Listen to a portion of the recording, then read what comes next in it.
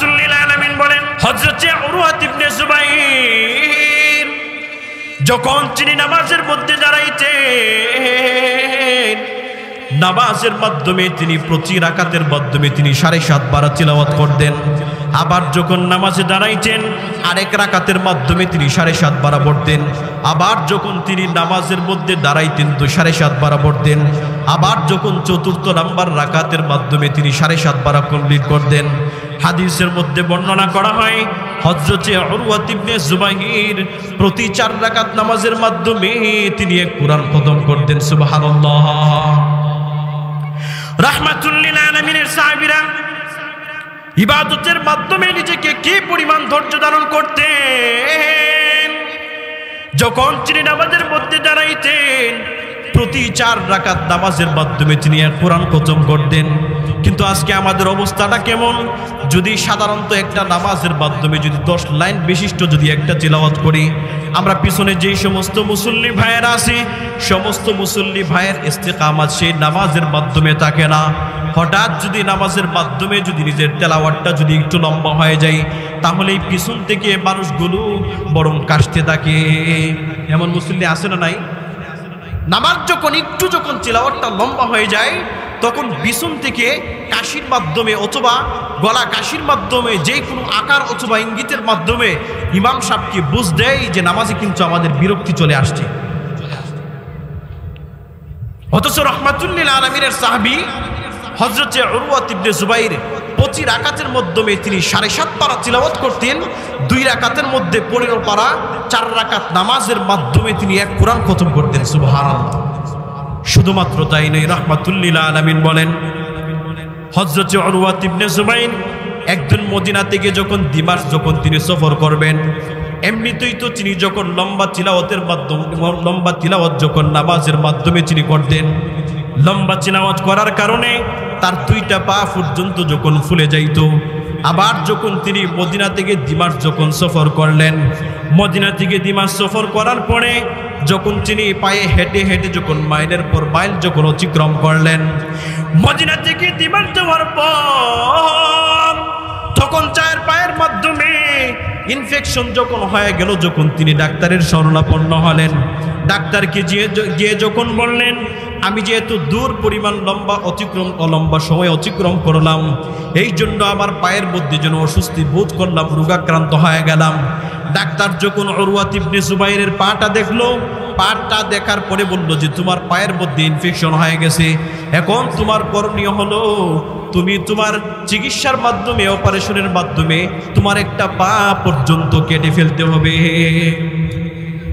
Doctor যখন এই কথা বলার পরে হযরত উরওয়া ইবনে যুবাইর ডাক্তারকে বললেন যে আমি আমার পাটা পর্যন্ত কেটে ফেলতে পারবো না। ডাক্তার বলে কেন তুমি পারবা না? হযরত উরওয়া ইবনে যুবাইর বলে আমি প্রতি রাকাত নামাজের মাধ্যমে 7.5 বার তিলাওয়াত করি, আবার যখন দ্বিতীয় রাকাত নামাজ পড়ি তো 7.5 বার তিলাওয়াত করি। এমনভাবে 4 রাকাত নামাজের মাধ্যমে আমি আমার মালিককে সন্তুষ্ট করার জন্য এক কোরআন খতম দেই।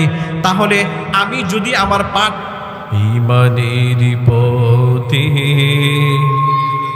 অবিচল থেকে আমার মরণ যেন হয়, ইমানের পথে অবিচল থেকে আমার মরণ যেন হয়। তোমার কাছে মিনতি আমার, তোমার কাছে মিনতি আমার, মহামহিম দয়াময়, ইমানের পথে অবিচল থেকে আমার মরণ যেন হয়, ইমানের পথে অবিচল থেকে আমার মরণ যেন হয়।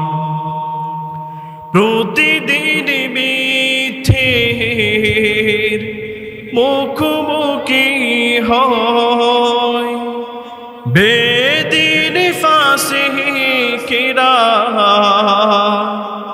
করে হই চই প্রতিদিন মিথ্যের মুখোমুখি হয় বেদিন ফাসিকেরা করে হই চই আজাজিরে সে ঘুমরাহি সে সুর ঘোরে তুলে মোহময় ইমানের পথে অবিচল থেকে আমার মরণ যেন হয় ইমানের পথে অবিচল থেকে আমার মরণ যেন হয়। আলহামদুলিল্লাহ, ঐতিহ্যবাহী বড়তল্লা পশ্চিমপাড়া আল ইখওয়ান যুব সংগঠনের উদ্যোগে অষ্টম বার্ষিক ইসলামী মহাসম্মেলনের সম্মানিত সভাপতি, আমন্ত্রিত অতিথিবৃন্দ, আমার সামনে উপবিষ্ট আছেন আমার অতি কাছের অতি মহাব্বতের হৃদয়ের গহীনে যাদের জায়গা, মনের মণিকুঠায় যাদের স্থান, হীরকখণ্ড সমতুল্য চাঁদের সৌন্দর্যতা কেউ হার বানিয়ে দেয়। তারুণ্যের উচ্ছ্বাস নিয়ে, যৌবনের উদ্দীপনা নিয়ে আগত ইসলাম এবং মুসলমানদের চরম দুর্দিনে সিপাহ সালাদের দায়িত্ব ভার পালনকারী খালিদ বিন ওয়ালিদ রাদিয়াল্লাহু তাআলা আনহু উত্তরসূরি গাজী সালাহউদ্দিন আইয়ুবী জামালউদ্দিন আফগানি রাহিমাহুল্লাহুমার উত্তরসূরি আমার তরুণ যুবক ভাইয়েরা, আল্লাহ পাকের কুদরতি কদমে শ্রদ্ধায় সিজদারত হচ্ছি যে আল্লাহ পাক রব্বুল আলামিন পাপ পঙ্কিলতায় পরিপূর্ণ গুনাহে ভরপুর অন্ধকারাচ্ছন্ন সমাজের গুরু আধার থেকে, অমানিসাত থেকে, জুলুমাত থেকে রহমতের হাত ছানি দিয়ে অসংখ্য অগণিত মুমিন মুসলমানদের মধ্য থেকে আমাকে আপনাকে যাচাই করে বাছাই করে দুনিয়ার মাটিতে নবী করিম সাল্লাল্লাহু আলাইহি ওয়াসাল্লামের ভাষায় জান্নাতের বাগানে আসা এবং বসার তৌফিকটুকুন দান করেছেন। এজন্য আমরা সকলে দিল থেকে আল্লাহ পাকের কৃতজ্ঞতা স্বরূপ আমরা শুকরিয়া জ্ঞাপন করছি, আলহামদুলিল্লাহ। আল্লাহ তাআলা বলেন, সমস্ত বান্দারা আমি আল্লাহ তাআলার পক্ষ থেকে অসংখ্য গণিত নিয়ামত পাওয়ার পরে লা ইন শাকারতুম লা আযীদান্নাকুম, যেই সমস্ত বান্দারা আমি আল্লাহ তাআলার পক্ষ থেকে নিয়ামত পাওয়ার পরে নিয়ামতের শুকরগুজার বান্দা হয়, কৃতজ্ঞশীল বান্দা হয়, আল্লাহ বলেন যে লা আযীদান্নাকুম, আমি আল্লাহ তাআলা অবশ্যই অবশ্যই সেই সমস্ত নিয়ামত কৃত বান্দাদেরকে আমি নিয়ামত বাড়িয়ে দিই। সুবহানাল্লাহ। ওয়ালা ইন কাফারতুম ইন্না আযাবি লাশাদীদ, পরক্ষণে আল্লাহ তাআলা বলেন কিন্তু আমার যেই সমস্ত বান্দারা আমি আল্লাহ তাআলার পক্ষ থেকে অসংখ্য অগণিত নিয়ামত পাওয়ার পরে যারা নিয়ামতের শুকরগুজার বান্দা হয় নাই, কৃতজ্ঞশীল বান্দা হয় নাই, আমি আল্লাহ তাআলা তাদের জন্য ইন্না আযাবি লাশাদীদ, খুবই যন্ত্রণাদায়ক শাস্তির ব্যবস্থা রেখেছি। এজন্য সম্মানিত ভাইয়েরা আমার, যাদের কর্ণকুহরে মাইকের আওয়াজ যাচ্ছে, আমরা সবাই সুখে থাকি দুঃখে থাকি সবসময় আল্লাহ তাআলার প্রশংসা করব। হাদিসে কুদসিতে আল্লাহ তাআলা বলেন, রাসূল করিম সাল্লাল্লাহু আলাইহি ওয়াসাল্লাম বর্ণনা করেন, আউয়ালু মান ইউদআ ইলাল জান্নাতি আল হামিদুন ফিস সাররাই ওয়াদ দাররা। রাসূল করিম সাল্লাল্লাহু আলাইহি ওয়াসাল্লাম বলেন, দুনিয়াতে যেই সমস্ত বান্দারা সুখে থাকুক অথবা দুঃখে থাকুক, যেই কোনো অবস্থার মধ্যেই থাকে না কেন, বান্দা যদি সব অবস্থার মধ্যেই আউয়ালু মান ইউদআ ইলাল জান্নাতি আল হামিদুন ফিস সাররাই ওয়াদ দাররা, রাসূল বলেন সুখে দুঃখে সর্বহালাতে যেই বান্দা আল্লাহ তাআলার বেশি বেশি প্রশংসা করবে, আমি আল্লাহ তাআলা সেই প্রশংসিত বান্দাদেরকে সর্বপ্রথম জান্নাতে ঢুকাবো। সুবহানাল্লাহ। এজন্য সম্মানিত ভাইয়েরা আমার, আল্লাহ তাআলার প্রশংসা করতে পারা এটা খুবই গুরুত্বপূর্ণ একটা আমল, জান্নাতে যাওয়ার একটা আমল। আমি আপনাদের সম্মুখে কোরআনুল কারীম থেকে ছোট্ট একখানা আয়াত তিলাওয়াত করলাম। আল্লাহ তাআলা যদি তৌফিক দেই তো সেই আয়াত অনুপাতে কিছু কথা বলার চেষ্টা করব ইনশাআল্লাহ। সম্মানিত ভাইয়েরা আমার, আল্লাহ তাআলা দুনিয়াতে আমাদেরকে সৃষ্টি করলেন। দুনিয়াতে আসার পরে আমরা সবাই চাই যে আমরা দুনিয়াতে সফল হব। সাধারণত দুনিয়ার একজন অটো চালক, তাকে যদি আপনি বলেন যে আপনি অটো চালিয়ে ভবিষ্যতে কি করতে চান, তাহলে সেই ব্যক্তি অবশ্যই বলবে এই কথা যে আমি অবশ্যই ভবিষ্যতে নিজেকে একজন সফল মানুষ হিসেবে উপস্থাপন করতে চাই। একজন ভ্যান চালককে যদি আপনি বলেন যে আপনি ভ্যান চালিয়ে আপনার ভবিষ্যৎ প্ল্যানিং কি, সেই ব্যক্তি অবশ্যই এই কথা বলবে যে আমি ভ্যান চালানোর মধ্য দিয়ে ভবিষ্যতে আমি সফল হতে চাই। অর্থাৎ দুনিয়াতে যত মানুষ আছে প্রত্যেকটা মানুষ চাই যে সে জীবনে একদিন সফল হবে, কিন্তু সফল কোন পথ অবলম্বন করলে এবং কোন পথ বিসর্জন দিলে ছাড়তে পারলে সফল হওয়া যায় সেই চিন্তা আজকে আমরা করতে পারি নাই। বা দুনিয়াতে আল্লাহ তাআলা আমাদেরকে সফল হতে গেলে যেই পথ অবলম্বনের জন্য আমাদেরকে দিক নির্দেশনা দিয়েছেন সেই পথও আমরা অনুসরণ করতে পারি নাই। মনে করলাম যে দুনিয়াতে আমি টাকার মালিক হয়ে গেলাম, দুনিয়াতে আমি সম্পদের মালিক হয়ে গেলাম, দুনিয়াতে আমার একটা গাড়ি হলো, দুনিয়াতে আমার একটা আকর্ষণীয় বাড়ি হলো, তাহলেই মনে আমি সফল। কিন্তু আল্লাহ বলে না না, এটার মাধ্যমে তুমি সফল হতে পারবা না। কারণ আমি আল্লাহ তাআলা তোমার জন্য যেই পথ যেই রাস্তা যেটা আমি বাতলিয়ে দিয়েছি, আমি তোমার জন্য পথ নির্দেশক হিসাবে আমি তোমার জন্য দুনিয়াতে নবী রসুল অসংখ্য গণিত নবীকে রসুলকে পাঠালাম। তারা যেই পথ তোমাদেরকে দেখিয়ে দিয়েছেন এই পথ যদি অনুসরণ করতে পারো তাহলেই তুমি সবচেয়ে বড় সফলকাম হইতে পারো। কিন্তু দুনিয়াতে টাকার মালিক হলে, পয়সার মালিক হলে, ক্ষমতার মালিক হইলেই সফল হওয়া যায় না। আল্লাহ তাআলা কোরআনুল কারীমের মধ্যে বলেন ওয়া ইন্নামা তুওয়াফাউনা উজুরাকুম ইয়াওমাল কিয়ামাহ ফামান যুহজিহা আনিন নারি ওয়া উদখিলাল জান্নাতা ফাকাদ ফাজ। আল্লাহ তাআলা বলেন দুনিয়াতে শুধুমাত্র তুমি টাকার মালিক হয়ে গেলে এটার মাধ্যমে তুমি সফল হতে পারবা না। দুনিয়াতে আজকে আমি মনে হয় সবচাইতে বেশি প্রাচুর্যের মালিক হয়ে গেলাম, তো আমি বড় সফল হয়ে গেলাম। দুনিয়াতে আমি টাকার মালিক হয়ে গেলাম, এই টাকাই মনে দুনিয়াতে আমাকে সবচাইতে বড় সফল কাম করে দিল। আল্লাহ তাআলা বলেন শুধুমাত্র তুমি টাকার মালিক হইলা, সেই টাকার মাধ্যমে তুমি দুনিয়াতে সবচাইতে বড় সফল হতে পারবা না।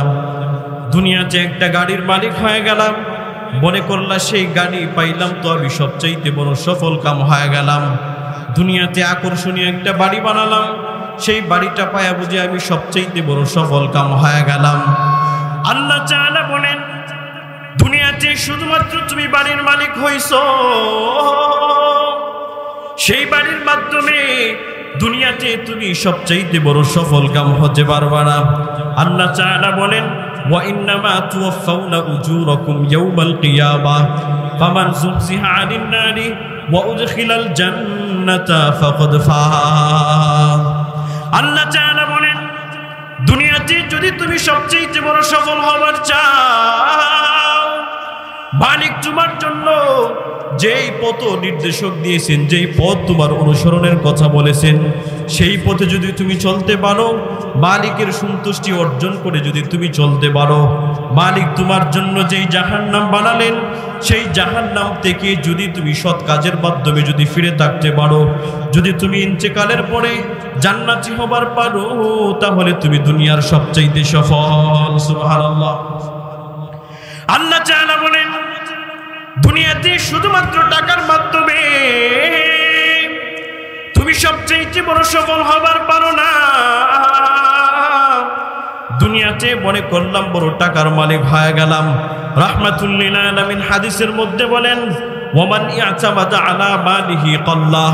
দুনিয়াতে যখন কোনো মানুষ মনে করে আমার সম্পদ হইলে তো আমি সম্পদের মাধ্যমে বড় সফল কালো হয়ে গেলাম, রাহমাতুল লিল আলামিন বলেন ওয়ামান ইয়াতামাদা আলা মালিহি কাল্লাহ, যেই মানুষটা মনে করলো আমার সম্পদ আমার দুনিয়ার সবচাইতে বড় সফল কাম বানালো, যেই মানুষ সম্পদ পায়া সেই সম্পদের জন্য সে অহংকারী হয়ে গেল, মালিক তাকে দিন দিন সম্পদ থেকে বঞ্চিত করে দেয়। দুনিয়াতে সফল হতে হলে যদি কেউ বলে যে আমি টাকার মালিক হইলাম তো আমি সফল হলাম, মালিক বলেন রাহমাতুল লিল আলামিন বলেন ওয়ামান ইয়াতামাদা আলা মালিহি কাল্লাহ, যদি দুনিয়াতে কোনো মানুষ এমন চিন্তা করে আমি টাকার মালিক হইলাম, প্রাচুর্যের মালিক হইলাম, রাহমাতুল লিল আলামিন বলেন তাহলে মালিকের পক্ষ থেকে গজবের মাধ্যমে তার সমস্ত সম্পদ থেকে তাকে বঞ্চিত করে দেয়। সুবহানাল্লাহ। রাহমাতুল লিল আলামিন হাদিসের মধ্যে বলেন ওয়ামান ইয়াতামাদা আলা সুলতানিহি দাল্লাহ, যদি কোনো বান্দা এই কথা চিন্তা করে দুনিয়াতে আমি সবচেয়ে বড় রাজা বাদশা ক্ষমতা প্রভাব বুদ্ধির মালিক হয়ে গেলাম, আমি দুনিয়াতে সবচেয়ে বড় সফল কাম হয়ে গেলাম, কারণ আমি আমার সম্পদের মাধ্যমে দুনিয়াতে যা ইচ্ছা তাই করতে পারি।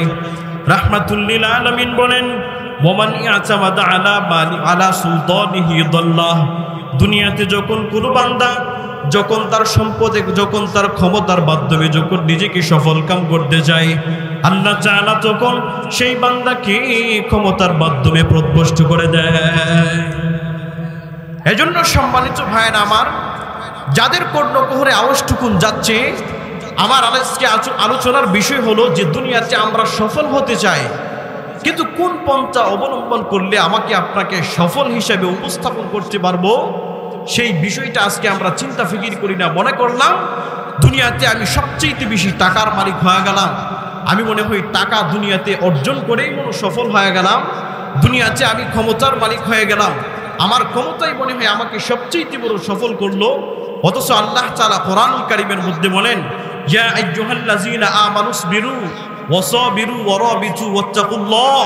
তিলাওয়াত কিছু আয়াতের মধ্যে আল্লাহ তাআলা চারটা বিষয়ের কথা বলতেছেন। এক নাম্বার ইয়া আইয়ুহাল্লাযীনা আমানু, হে ঈমানদারেরা, ইয়া আইয়ুহাল্লাযীনা আমানুসবিরু, তোমরা সব সময় ধৈর্য ধারণ করো। দুই নাম্বার ওয়াসাবিরু, ধৈর্যের উপর সব সময় মজবুত থাকো। কিভাবে দিনের উপর চলবা, ইস্তিকামতের সঙ্গে তুমি লেগে থাকো। তিন নম্বরে বলেন ওয়ারাবিতু, কিভাবে মৃত্যু পর্যন্ত দ্বীনের পথে চলা যায় সেই ফিকির করো। চতুর্থ নম্বর বলেন ওয়াত্তাকুল্লাহ, শুধুমাত্র ধৈর্য ধারণ করলা, ধৈর্যটাকে মজবুত করে ধরলা, নিজেকে কিভাবে দ্বীনের পথে চালাবা সেই ফিকির করলা। এই তিনটা যদিও করো তুমি দুনিয়াতে সফল হতে পারবা। চতুর্থ নাম্বারটা যদি না করতে পারো তাহলে এই সফলের মাধ্যমে কোনোদিন জান্নাতে যেতে পারো না। এজন্য আল্লাহ বলেন ইয়া আইয়ুহাল্লাযীনা আমানুসবিরু, তোমার জন্য কর্মসূচি হলো চারটা। এক নাম্বার তুমি ধৈর্য ধারণ করবা, দুই নাম্বার তুমি ধৈর্যটাকে মজবুত করে ধরবা, আর তৃতীয় নাম্বার হলো নিজেকে কিভাবে দ্বীনের পথে চলাবা, জিহাদের পথে নিজেকে কিভাবে চালাবা সেই ফিকির করবা। এই চারটা কাজ যদি করতে পারো অন্তত দুনিয়াবি যেই সফল আছে সেই সফল হতে পারবা। কিন্তু আল্লাহ পাকের ভয় যদি তোমার দিলের ভিতরে না থাকে তো এই সফলতার মাধ্যমে কোনোদিন জান্নাতে যেতে পারবা না। আল্লাহ তাআলা কোরআনুল কারীমের মধ্যে বলেন ইয়া আইয়ুহাল্লাযীনা আমানুসবিরু ওয়াসাবিরু ওয়ারাবিতু ওয়াত্তাকুল্লাহ লাআল্লাকুম তুফলিহুন। আল্লাহ তাআলা বলেন দুনিয়াতে যদি তুমি সবচেয়ে বড় সফল কাম হতে চাও তাহলে তোমার জন্য এক নাম্বার কর্মসূচি হলো, এক নাম্বার তুমি সব সময় ধৈর্য ধারণ করো, দুই নাম্বার ধৈর্যের উপর ইস্তেকামত রাখো, তৃতীয় নাম্বার হলো অরবিতু, নিজেকে কিভাবে দিনের পথে চালাবা সেই ফিকির তুমি করো। আল্লাহ তাআলা তারপরে বলেন ওয়াত্তাকুল্লাহ, শুধুমাত্র ধৈর্য ধারণ করছো, ধৈর্যের উপর নিজেকে তুমি প্রতিষ্ঠা করলা, ওয়ারাবিতু, কেমন ভাবে তুমি দিনের পথে চলবা সেই তুমি ফিকির করলা। কিন্তু চতুর্থ নাম্বার ওয়াত্তাকুল্লাহ, তোমার দিলের ভিতরে আল্লাহ তাআলার ভয় নাই। যদিও তুমি ধৈর্য ধারণ করলা, ধৈর্যের মাধ্যমে তুমি ইস্তেকামাত করলা, দ্বীনের পথে কিভাবে চলবা তুমি ফিকির করলা। কিন্তু যদি মালিকের ভয় তোমার মধ্যে না থাকে তাহলে তুমি ধৈর্যতার জন্য দুনিয়ার সিস্টেমে যদি তুমি ব্যবসা বাণিজ্য করো, ব্যবসা বাণিজ্য করবা ঠিকই, কিন্তু তুমি মানুষের সঙ্গে দুই নাম্বারি করবা। ব্যবসা বাণিজ্য করবা ঠিকই, কিন্তু মানুষকে তুমি ওজনের মধ্যে কম দেবা। ব্যবসা বাণিজ্য করবা তুমি ঠিকই, কিন্তু মানুষের সঙ্গে তুমি প্রতারণা করবা। মানুষকে সবসময় কিভাবে ঠকানো যায় সেই চিন্তা তুমি করবা। সাধারণত দুনিয়ার মধ্যে আমাদের সমাজের মধ্যে এমন মানুষ আছে, যেই মানুষটা আজকে থেকে 10 বছর পূর্বে সেই মানুষটা তেমন বেশি টাকা পয়সার মালিক ছিল না। সে দুনিয়াতে খুবই সাধারণভাবে চলাফেরা করত, কিন্তু সেই মানুষটা যখন ছোটোখাটো যখন একটা ব্যবসা দিল, ব্যবসার মধ্যে যখন ধৈর্যতার সঙ্গে লেগে থাকলো, এক সময় ছিল সেই 10,000 টাকার মালিক। আবার যখন ইস্তেকামাতের সঙ্গে যখন লেগে থাকলো, তখন সেই মানুষটা হয়ে গেল 20,000 টাকার মালিক। আবার যখন ইস্তেকামাতের সঙ্গে যখন ধরে রাখছে, তখন কিন্তু বছর 3 বছর পার হতে না পড়তেই সেই মানুষটা কিন্তু 10 লক্ষ টাকার মালিক হয়ে গেল। কিন্তু যদি সেই মানুষের ভিতরে মালিকের যদি ভয় যদি না থাকে, তাহলে সেই সততা এবং ব্যবসার মাধ্যমে কোনোদিন জান্নাতে যেতে পারবে না। এজন্য আল্লাহ তাআলা বলেন যে তোমার জন্য কর্মসূচি হলো 4টা। 1 নাম্বার, ইয়া আইয়ুহাল্লাযীনা আমানুসবিরু ওয়াসাবিরু ওয়ারাবিতু ওয়াত্তাকুল্লাহ। 1 নাম্বার, তুমি সব সময় ধৈর্য ধারণ করবা। 2 নাম্বার, ধৈর্যটাকে মজবুত করে ধরবা। আর 3 নাম্বার হলো ওয়ারাবিতু, নিজেকে কিভাবে দ্বীনের পথে চালাবা, জিহাদের ময়দানে নিজেকে কিভাবে ইস্তেকামতের সঙ্গে থাকবা সেই ফিকির তুমি করবা। আর 4 নাম্বার হলো ওয়াত্তাকুল্লাহ, সব সময় তুমি আল্লাহ তাআলাকে ভয় করবা। এই 4টা গুণ যদি অর্জন করতে পারো, আল্লাহ বলেন যে লাআল্লাকুম তুফলিহুন, অবশ্যই অবশ্যই আল্লাহ তাআলা দুনিয়া এবং আখিরাতে তোমাকে সফল করে দিবেন। সুবহানাল্লাহ। মুফাসসিরিনে কেরাম বলেন, তাফসিরে মারিফুল কোরআনে আল্লামা মুফতি শফি রহমাতুল্লাহি আলাইহি বলেন, এবার বুঝলাম যে আমরা যদি ধৈর্য ধারণ করতে পারি তাহলে মালিক আমাদেরকে উভয় জাহানে সফল করবেন। কিন্তু এখন আমাদের বোঝার বিষয় হলো আমরা কখন ধৈর্য ধারণ করব এবং কোথায় ধৈর্য ধারণ করব। তিনি বলেন যে দুনিয়ার যত মানুষ আছে সমস্ত মানুষ 3 জায়গার মধ্যে ধৈর্য ধারণ করবে। 1 নাম্বার, সবরুন আলা তাআ, অর্থাৎ দুনিয়ার যত মানুষ আছে প্রত্যেকটা মানুষ ইবাদতের ক্ষেত্রে ধৈর্য ধারণ করবে। সুবহানাল্লাহ। দুনিয়াতে যখন মালিকের আনুগত্য করবে, যখন সে মালিকের আদর্শ মেনে চলবে, মালিকের জন্য যখন নামাজ পড়বে, মালিকের জন্য যখন রমজানের রোজা রাখবে, অর্থাৎ এভরিথিং আল্লাহ পাকের আনুগত্যের ক্ষেত্রে সেই মানুষটা ধৈর্য ধারণ করবে। এখন আমাদের সাধারণত বিষয় হলো সমাজের মধ্যে যখন আমরা যখন মালিকের প্রতি যখন ইবাদত করি, নামাজ পড়ি, রোজা রাখি, তখন আমরা ইস্তেকামতের সঙ্গে ইবাদত করতে পারি না। অথচ আল্লাহ তাআলা হাদিসে কুদসির মধ্যে বলেন, রাহমাতুল লিল আলামিন বলেন, ক্বালা রাসূলুল্লাহ সাল্লাল্লাহু আলাইহি ওয়াসাল্লাম আন তা'বুদাল্লাহা কাআন্নাকা তারাহু ওয়া মান লাম তাকুন তারাহু ফাইন্নাহু ইয়ারাক। রাহমাতুল লিল আলামিন বলেন, দুনিয়াতে যত মানুষ আছে প্রত্যেকটা মানুষ মালিকের ইবাদতের ক্ষেত্রে এত পরিমাণ ইস্তেকামতের সঙ্গে ইবাদত করবে। যখন একটা মানুষ নামাজে দাঁড়াইবে, তখন সেই মানুষটা মনে করবে যে আমার মালিককে আমি নিশ্চর্বযোগ্য দ্বারা দেখতেছি। যখন একটা মানুষ নামাজ পড়ে, তখন সে তার দিলের ভিতরে এত পরিমাণে চিন্তা রাখবে যেন আমি আমার মালিককে নিশ্চর্বযোগ্য দ্বারা দেখতেছি। তারপরে রাহমাতুল লিল আলামিন বলেন, যদি সেই বান্দা যদি তার শক্তির মাধ্যমে, ইমানের পাওয়ারের মাধ্যমে যদি মালিককে যদি সে দেখতে না পায়, তাহলে সে কমপক্ষে এতটুকুন পরিমাণ চিন্তা তার দিলের ভিতরে রাখবে, আমার মালিক অন্তত পরিমাণে আমাকে দেখতেছে। রাহমাতুল লিল আলামিন হাদিসের মধ্যে বলেন, দুনিয়াতে যখন একটা মানুষ নামাজে দাঁড়ায়, তখন সেই মানুষ মনে করবে যেমন ভাবে ইস্তেকামতের সঙ্গে ইমানের পাওয়ার নিয়ে নামাজের মধ্যে দাঁড়াইবে, আমি যে নামাজের মধ্যে দাঁড়াইলাম যেন আমি আমার মালিককে নিষ্ঠর্ম চক্ষুর মাধ্যমে দেখতেছি।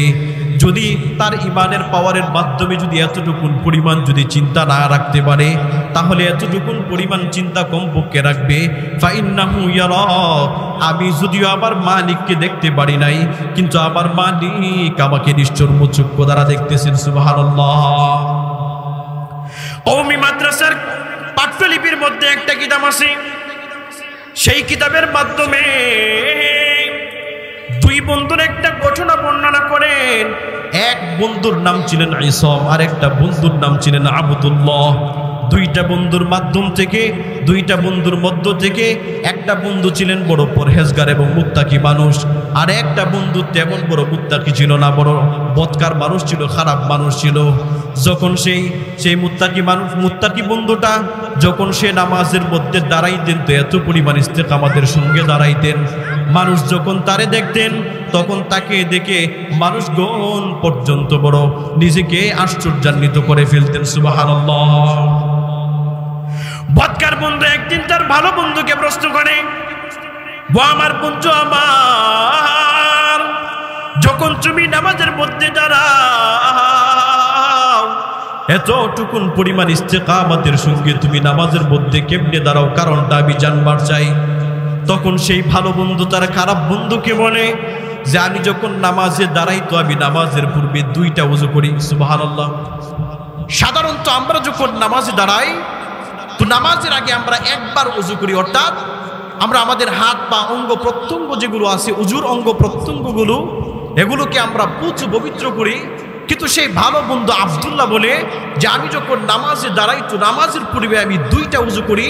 এক নাম্বার ওযু হলো, কিতাবের মধ্যে লিখেন, যখন আমি নামাজের মধ্যে দাঁড়াই, নামাজে দাঁড়ানোর পূর্বে আমি আমার সমস্ত শরীরকে দুইটা ওযুর মাধ্যমে আমি বড় পবিত্র করে নাই। কেমনে আমি দুইটা ওযু করি? এক নাম্বার ওযু হলো, আমি আমার যেই সমস্ত অঙ্গ প্রত্যঙ্গগুলো আছে, আমি আমার ওযুর অঙ্গ প্রত্যঙ্গগুলোকে আমি ভালো করে দৌত করে নেই। যখন আমি দৌত করে নেই, শুধুমাত্র এই ওযুর মাধ্যমেই আমি নিজেকে সীমাবদ্ধ রাখি না, বরং আমি সেই ওযু করে মসজিদে যাওয়ার আগ মুহূর্তে আমি আবার নিজেকে আরেকটা দ্বিতীয়বার ওযু করে নেই। সেই ওযুটা কি? তখন সে আব্দুল্লাহ বলে আইসমকে বলে, রে আইসম, আমার দুনিয়ার যত ডিপ্রেশন আছে, যত চিন্তা আছে, আমার যত স্ত্রী সন্তান আছে, আমার বাবা বা আত্মীয় স্বজন যারা আছে, আমার ব্যবসা বাণিজ্য, দুনিয়ার যত ব্যস্ততা, সমস্ত ব্যস্ততা নিজেকে পবিত্র করে আমার দিলটাকে আরেকবার ওযু বানায় না। আব্দুল্লাহ চার বন্ধুকে বলে, শুধুমাত্র একটা ওযুর মাধ্যমে আমি আমার অঙ্গ প্রত্যঙ্গকে পবিত্র আমি বানাই নাই, বরং আমি কি করি, দুনিয়ার সিস্টেম অনুযায়ী যখন একটা ওযু করি, এই ওযুটা করার পরে আমার আরেকটা ওযু আছে, আমি আমার কলবটাকে ওযুতে পবিত্র বানাই। কেমনে আমি সেই ওযুটা করি? আমি আমার কলবের মধ্যে দুনিয়ার যত পেরেশানি আছে, দুনিয়ার স্ত্রী সন্তান যত পেরেশানি আছে, সমস্ত পেরেশানি থেকে আমি আমার কলবটাকে বড় পবিত্র বানায় দেয়। যে আব্দুল্লাহ বলে, আমি যে এত ইস্তেকামতের সঙ্গে নামাজ পড়ি, জানো তার কারণ কি?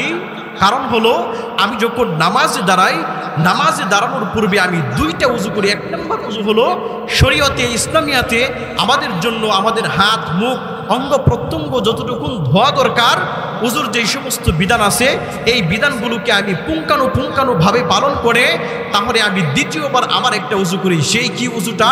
সেই ওযু হলো, আমি আমার কলবের মধ্যে দুনিয়ার মহাব্বত, সন্তানের মহাব্বত, স্ত্রীর মহাব্বত, সম্পদের মহাব্বত, যত ব্যস্ততা আছে, সমস্ত ব্যস্ততা থেকে আমি আমার অঙ্গটাকে পবিত্র বানাই। পবিত্র বানিয়ে যখন আমি আমার একটা ওযু করি, তখন সেই ওযুর মাধ্যমে আমার কলবটাকে আমি পরিষ্কার করে নেই। সুবহানাল্লাহ। এটা হলো ইবাদতের ক্ষেত্রে তার ইস্তেকামাত। কিন্তু আজকে আমাদের ইবাদতের অবস্থা কেমন? নামাজে যখন দাঁড়াই, হঠাৎ করে যদি নামাজের মধ্যে কারান চলে যায়, বাকি দুই রাকাতের অবস্থা তো খুবই সিরিয়াস হয়ে যায়। আমরা নামাজ থেকে নিজের মনকে উঠিয়ে ফেলি। অথচ কিতাবের মধ্যে তার মুফাসসিরিনে কেরাম বলেন যে দুনিয়াতে মানুষ সবর করবে তিন জায়গায়, ইস্তেকামতের সঙ্গে ধৈর্য ধারণ করবে তিন জায়গায়। এক নাম্বার, দুনিয়াতে সবসময় মানুষ সবরুন আলাল ইবাদত আই আলাত তাআত, অর্থাৎ দুনিয়াতে যখন মানুষ ইবাদত করবে, ইবাদতের ক্ষেত্রে মানুষ ধৈর্য ধারণ করবে। সুবহানাল্লাহ। আজকে আমরা ইবাদতের ক্ষেত্রে ধৈর্য ধারণ করতে পারি নাই। সাধারণত যদি একটু অসুস্থ হয়ে যায় তো নামাজ আমাদের দিকে ছুটে যায়, অথচ রাহমাতুল লিল আলামিন সাহাবীরা নিজের জীবন বাজি রেখে তারপরেও মালিকের পথ থেকে কোনোদিন দূরে সরে যায় নাই। সুবহানাল্লাহ। রাহমাতুল লিল আলামিন হাদিসের মধ্যে বলেন, রাহমাতুল লিল আলামিনের একজন সাহাবী ছিলেন হযরত উরওয়া ইবনে যুবাইর রাদিয়াল্লাহু তাআলা আনহু। হাদিসের মধ্যে রাহমাতুল লিল আলামিন বলেন, উরওয়া ইবনে যুবাইর এত পরিমাণ ইবাদতের ক্ষেত্রে নিজেকে ইস্তেকামতের সঙ্গে ধরে রাখতেন, এত পরিমাণে ইবাদতের ক্ষেত্রে তিনি ধৈর্য ধারণ করতেন। রাহমাতুল লিল আলামিন বলেন, হযরত উরওয়া ইবনে যুবাইর যখন তিনি নামাজের মধ্যে দাঁড়াইতেন, নামাজের মাধ্যমে তিনি প্রতি রাকাতের মাধ্যমে তিনি 7.5 বার তিলাওয়াত করতেন। আবার যখন নামাজে দাঁড়াইতেন আরেক রাকাতের মাধ্যমে তিনি 7.5 বার পড়তেন। আবার যখন তিনি নামাজের মধ্যে দাঁড়াইতেন তো 7.5 বার পড়তেন। আবার যখন চতুর্থ নাম্বার রাকাতের মাধ্যমে তিনি 7.5 বার কমপ্লিট করতেন। হাদিসের মধ্যে বর্ণনা করা হয় হযরত উরওয়া ইবনে যুবাইর প্রতি 4 রাকাত নামাজের মাধ্যমে তিনি এক কোরআন খতম করতেন। সুবহানাল্লাহ। রাহমাতুল লিল আলামিনের সাহাবীরা ইবাদতের মাধ্যমে নিজেকে কি পরিমাণ ধৈর্য ধারণ করতেন। যখন তিনি নামাজের মধ্যে দাঁড়াইতেন প্রতি 4 রাকাত নামাজের মাধ্যমে তিনি এক কোরআন খতম করতেন। কিন্তু আজকে আমাদের অবস্থাটা কেমন? যদি সাধারণত একটা নামাজের মাধ্যমে যদি 10 লাইন বিশিষ্ট যদি একটা তিলাওয়াত করি, আমরা পিছনে যেই সমস্ত মুসল্লি ভাইয়েরা আছে সমস্ত মুসল্লি ভাইয়ের ইস্তেকামাত সেই নামাজের মাধ্যমে থাকে না। হঠাৎ যদি নামাজের মাধ্যমে যদি নিজের তেলাওয়াতটা যদি একটু লম্বা হয়ে যায় তাহলে এই পিছন থেকে মানুষগুলো বরং কাশতে থাকে। এমন মুসল্লি আছে না নাই? নামাজ যখন তিলাওয়াতটা লম্বা হয়ে যায় তখন পিছন থেকে কাশির মাধ্যমে অথবা গলা কাশির মাধ্যমে যে কোনো আকার অথবা ইঙ্গিতের মাধ্যমে ইমাম সাহেবকে বুঝ দেয় যে নামাজে কিন্তু আমাদের বিরক্তি চলে আসছে। অথচ রাহমাতুল লিল আলামিনের সাহাবী হযরত উরওয়া ইবনে যুবাইর প্রতি রাকাতের মাধ্যমে তিনি 7.5 পারা তিলাওয়াত করতেন।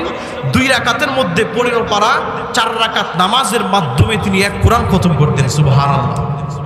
শুধুমাত্র তাই নয়, রাহমাতুল লিল আলামিন বলেন হযরত উরওয়া ইবনে যুবাইর একদিন মদিনা থেকে যখন দিমাশক যখন তিনি সফর করবেন, এমনিতেই তো তিনি যখন লম্বা তিলাওয়াত যখন নামাজের মাধ্যমে তিনি করতেন, লম্বা তিলাওয়াত করার কারণে তার 2টা পা পর্যন্ত যখন ফুলে যাইত।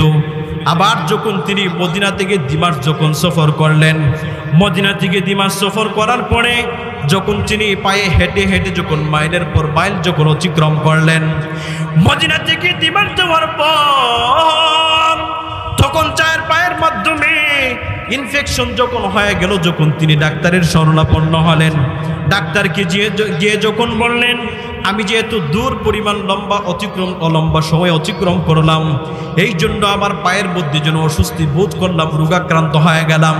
ডাক্তার যখন উরওয়া ইবনে যুবাইরের পাটা দেখলো, পাটা দেখার পরে বলল যে তোমার পায়ের মধ্যে ইনফেকশন হয়ে গেছে, এখন তোমার করণীয় হলো তুমি তোমার চিকিৎসার মাধ্যমে অপারেশনের মাধ্যমে তোমার একটা পা পর্যন্ত কেটে ফেলতে হবে। ডাক্তার যখন এই কথা বলার পরে হযরত উরওয়া ইবনে যুবাইর ডাক্তারকে বললেন যে আমি আমার পাটা পর্যন্ত কেটে ফেলতে পারবো না। ডাক্তার বলে কেন তুমি পারবা না? হযরত উরওয়া ইবনে যুবাইর বলে আমি প্রতি রাকাত নামাজের মাধ্যমে 7.5 বার তিলাওয়াত করি, আবার যখন দ্বিতীয় রাকাত নামাজ পড়ি তো 7.5 বার তিলাওয়াত করি। এমনভাবে 4 রাকাত নামাজের মাধ্যমে আমি আমার মালিককে সন্তুষ্ট করার জন্য এক কোরআন খতম দেই। তাহলে আমি যদি আমার পাটা যদি কেটে ফেলে দেই তো মালিকের সন্তুষ্টির জন্য আমি প্রতি 4 রাকাতের মধ্যে এক কোরআন খতম করতে পারবো না। ডাক্তার তখন বলেন যদি তোমার পাটা না কাটো তাহলে তোমার সেই পায়ের মাধ্যমে তোমার সমস্ত পাটা পর্যন্ত পৌঁছে যাইতে পারে, এমনকি তোমার সমস্ত শরীর পর্যন্ত পৌঁছে যাইতে পারে। তখন সেই উরওয়া ইবনে জুবাইর মনে মনে চিন্তা ফিকির করলেন যে আমার যদি সমস্ত শরীর যদি পৌঁছে যাইতো মালিকের ইবাদত করতে পারবো না। এই জন্য রাহমাতুল লিল আলামিনের সাহাবী বলেন, ডাক্তার আমি আপনাকে আদেশ করলাম আপনি আমার পাটা পর্যন্ত কেটে ফেলে দেন।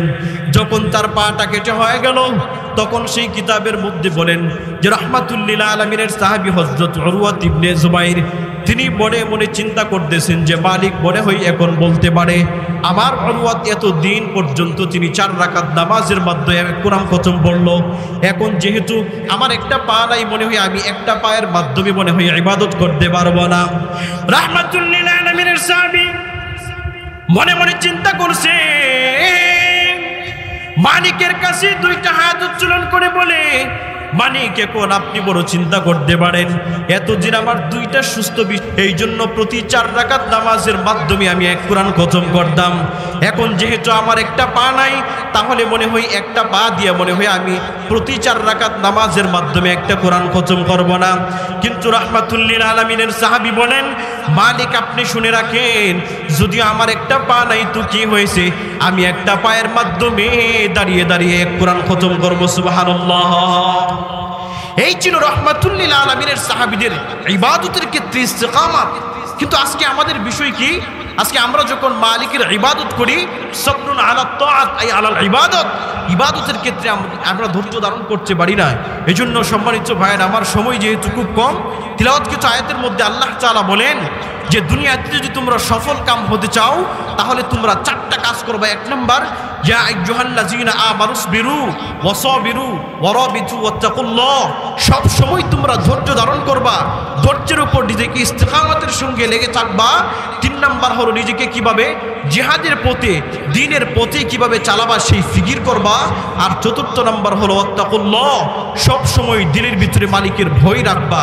এই 4টা কাজ যদি করতে পারো তাহলে আমি আল্লাহ তাআলা তোমাকে দুনিয়া এবং আখিরাত উভয় জাহানে তোমাকে সফল করে দেব। সুবহানাল্লাহ। আল্লাহ তাআলা যেন আমাদের প্রত্যেককে এই অল্প কথার উপর আমল করার তৌফিক দান করেন। সকলে বলুন আমিন। ওয়া আখির দাওয়ানা আলহামদুলিল্লাহি রাব্বিল আলামিন। আসসালামু আলাইকুম ওয়া রাহমাতুল্লাহি ওয়া বারাকাতুহু।